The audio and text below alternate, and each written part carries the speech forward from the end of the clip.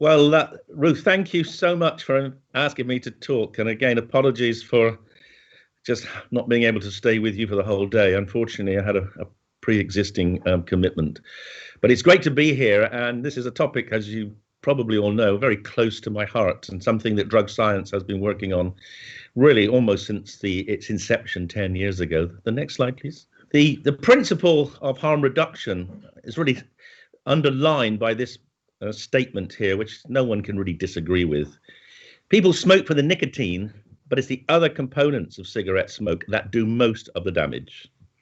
And in fact, cigarettes are sophisticated nicotine delivery devices, which are devised to optimize the speed and dose of nicotine delivered by the smoker. But they happen to be the most dangerous form of nicotine delivery, not least because they involve the burning of plant-based material. And that has raised in many people's minds, long before I became interested in this topic, the possibility of using alternative nicotine sources. And the proof of that principle has been extremely well established in Sweden over the last 50 years with the use of snus, or actually the resurrection of the use of snus, which used to be popular and then fell out of fashion as cigarettes took over, but then was reintroduced as a low nitrosamine smokeless tobacco product. And that has led to an enormous gains in terms of respiratory health and lung cancer in Sweden, and now in other countries like Norway, which are also adopting snus. The reality of those studies is that tobacco use is about the same as where cigarettes are smoked, but the harms are considerably less. And that is really the proof of principle that alternative nicotine sources can produce a benefit in terms of harm reduction. I suppose that almost 8 years ago now, drug science decided it would be worthwhile exploring in a more systematic way how we can compare the harms of different forms of nicotine products. And we did this in collaboration with this man here, Larry Phillips, who is a professor at the London School of Economics, and he's a world expert in decision theory. And drug science has worked with him on a number of what we call multi-criteria or decision analyses of different forms of drugs. And this was the one on nicotine. And the MCDA process is a 4-stage process. It starts off by defining the products, and then it defines the harms. And it defines the harms to people who use the drug and people who don't use the drug but are affected by people who do use the drug. It scales the harms and it weights the harms. And our first attempt to do this was published in 2014 in the European Journal of Addiction, when we compared a whole range of nicotine products. And that paper has been cited over 300 times. And as far as I can see, there's never been a serious critique. I don't think anyone disagrees with the data. It's just that the people who do not want harm reduction just ignore the data. So here is a graph which shows the 14 harms. We decided that nicotine products could be responsible for 14 different harms. The top block are the harms to the user, and the bottom block are the harms to others or to society. And the process involves defining the harms so that they can be reliably assessed by independent groups, and then scaling the harms. And the next slide will talk you through that in a bit more detail. So every product is scaled according to a 0 to 100 scale. The most harmful of nicotine products is scored at 100. And then if you move on, please, to the next slide, the others are scaled according, and again, keep going, it's a build. And everything is scaled in relation as a ratio of the most harmful. So a product which is estimated to be half as harmful as the most harmful is scored 50. A product that is a tenth as harmful is scored 10, etc. So for each of those 14 criteria of harm, we get a unique ratio score. But we can do more than that, and we need to do more than that. We need to do what's called weighting, because different harms have different values to individuals and to society. And so what we do is essentially compare that 0 to 100 scale across all 14 harms and decide which is the most harmful scale, which scale contains the greatest amount of harm, which contains the least, and scale them all as a ratio of the largest scale. And that's called swing weighting. And it's core of the estimate is on how much you care about the ratio of harms from the north, how much you care about those 14 scales from 0 to 100. And it turns out, it's as I'll show you on the next slide, there are huge differences in terms of that the harms of these different nicotine products when we do this. So here are the products along the bottom. The blue bars are the harms to users, and the red bars are the harms to society. And you can see on the left-hand side that smoked cigarettes are, in global terms, the most harmful products of all. And they're the most harmful because they are the most harmful to the user, alongside these smaller cigars that only Americans have. And they're also more harmful than any other product because of the red bar. The red bar is a harm to others. And there are particular facets of burning cigarettes which do considerable harm to others. Like, for instance, it's been estimated that up to half of all the fires in the world are caused by people throwing out burning cigarette stubs. About 2,500 people a year die because they fall asleep and the cigarette burns them and burns their families.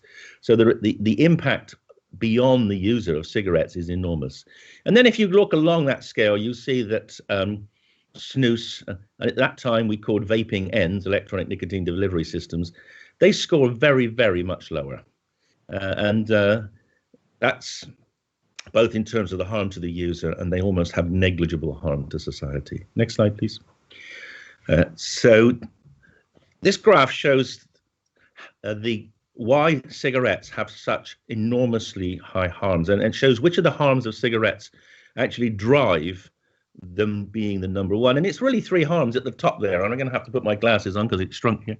But the morbidity that the cigarettes produce in terms of lung, particularly chronic obstructive airways disease and cardiovascular disease, the mortality that they produce in relation to things like strokes and lung cancer, and the economic cost, part of which, of course, is driven by the what I've mentioned already in terms of the fires, etc.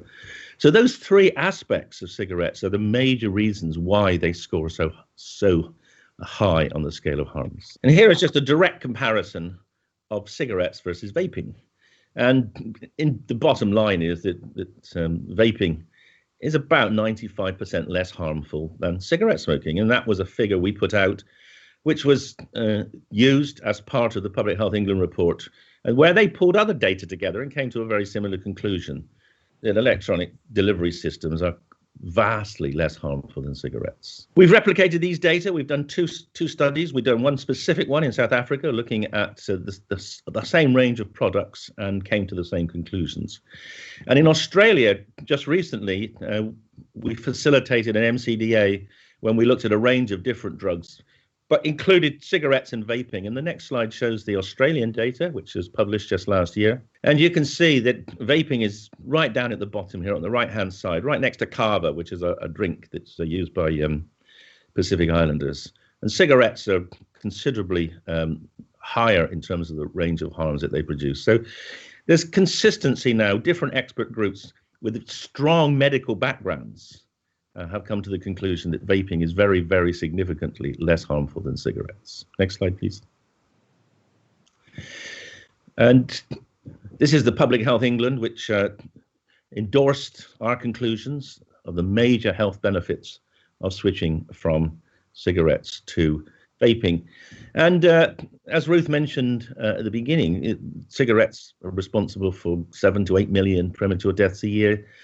So if people had switched when we first produced our report, say 6 years ago, if there had been a mass switch from cigarettes to vaping, there would be an enormous health gain. It would be one of the greatest health innovations in the history of mankind, and it could happen really, really quickly.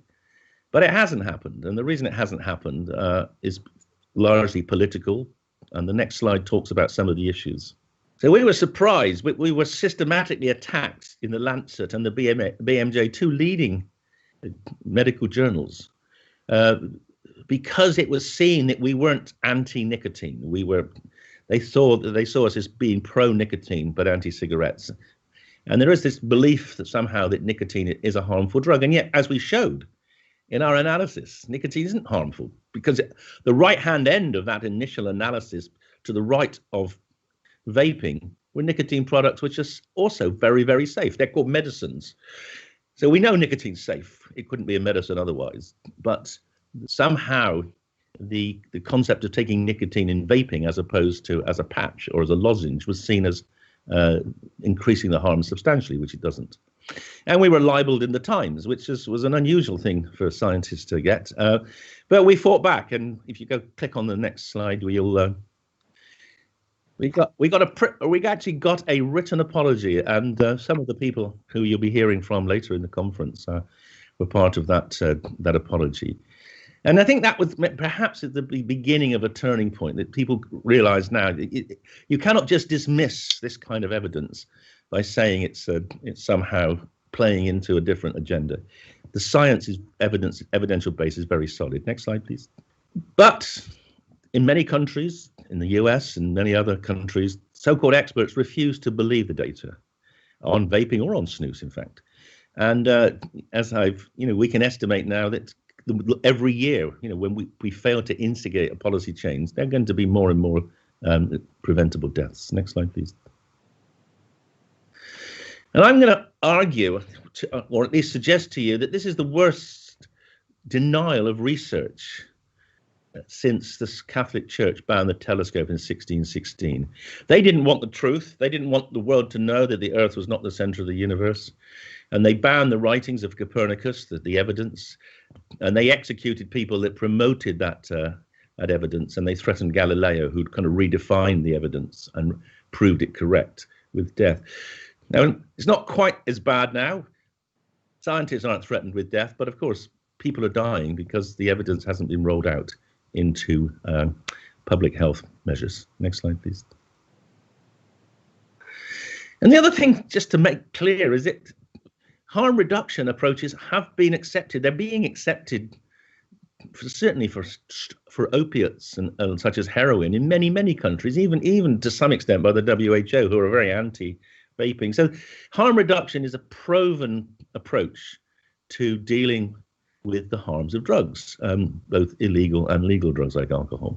There are, this is not a novel concept. There's absolutely no reason why it can't be applied to tobacco in the same way it's applied to other drugs. Next slide, please.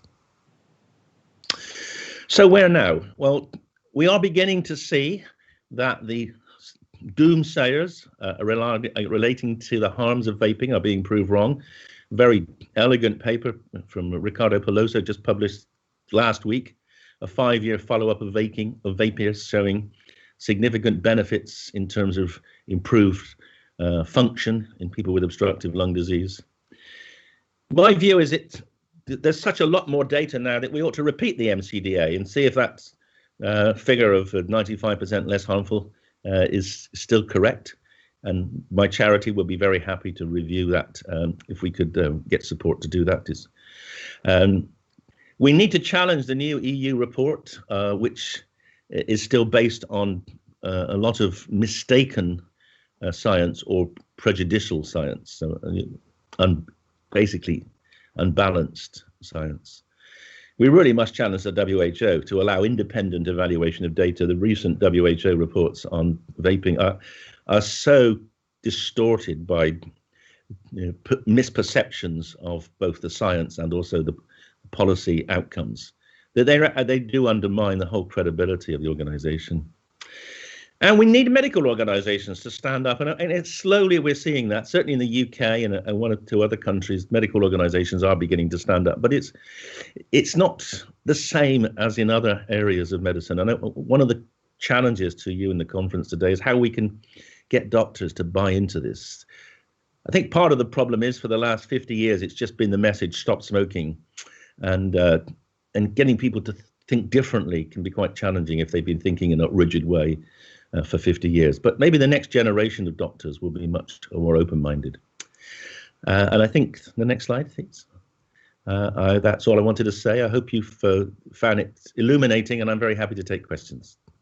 Thank you, David, very much for that illuminating discussion of the science. And I think so many of us do feel that the science has to be what leads this discussion. The science and then an evidence-based, compassionate response to tobacco harms. So thank you, David. We're going to go to questions. So one from Andrew Thompson has come in for you, David, which I'm going to open with. Yep. So would you agree that approval, which he's put in quotes, of snus could be considered an acid test of a person's support for tobacco harm reduction? A good judge, a litmus test?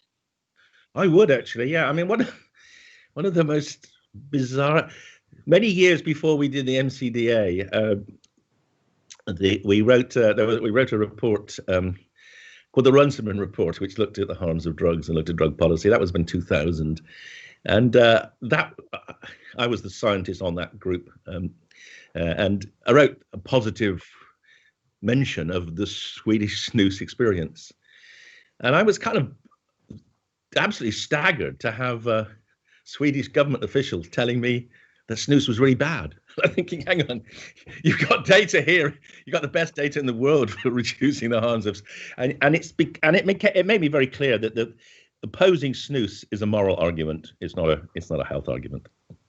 So yes, snus is a yardstick. Snus is a remarkable experiment, and that's in some ways the best data we have currently on the value of changing to less harmful forms of nicotine delivery. Thank you, David. I'd like to ask whether, because you've talked about doing another NCDA analysis, we were wondering whether you would consider 95% less harm for vaping. Would you consider that to be now an underestimate? I don't know. I think it. I suspect it probably is, but it will be necessary to do a more, to do a proper systematic analysis to be clear. Yeah, absolutely. Yes, that's very interesting. And then just kind of going back, I guess, to the way that policy is or is not informed by the science. Do you believe that the World Health Organization can ever be convinced to support tobacco harm reduction, and in particular those reduced risk alternatives to tobacco? Well, of course, I hope. I mean, I think that one of the problems is that, the Chinese government is on the board of the WHO. The Chinese government's the largest maker and seller of cigarettes in the world. Half of all cigarettes in the world are sold by the Chinese government. So they're not that interested, I think, in anything that undermines that particular source of income. However, we have after a lot of effort over many years, managed to get the WHO to reframe its position on medical cannabis and on non-medical drugs such as cannabinoids, such as cannabidiol. So I think if we push hard enough and if scientists back on enough, eventually they're either going to have to, if they don't change in the face of evidence, then I think it'll disappear. I mean, I think the credibility of the WHO is at stake if it fails to accept a clear change in or a clear development of an evidence base. And as I say, we have to keep pushing and pushing and do it with as much evidence as we can. Thank you very, very much, David. And I'm sadly going to have to let you go now so that you can go and fulfill your other commitments today. Thank you again so much for joining us. It's fantastic to hear from you, and we look forward to seeing you again. Thank you, David. So much. Goodbye. The rest of the day. Thank you. Thank you. Thank you very much. Okay, so I'm now going to very gladly introduce Fiona Patton, joining us live from Australia. Thank you, even though it's very late for you. So Fiona is a member for the Northern Metropolitan Region in the Victorian Parliament's Legislative Council and leader of Australia's Reason Party. So since her election in 2014, Fiona has worked tirelessly to deliver legislative reforms that many had previously thought impossible. Today, she's going to give us an insight into who she thinks politicians should be listening to when they're forming policy. So just we'll take a brief moment before we cut to Fiona.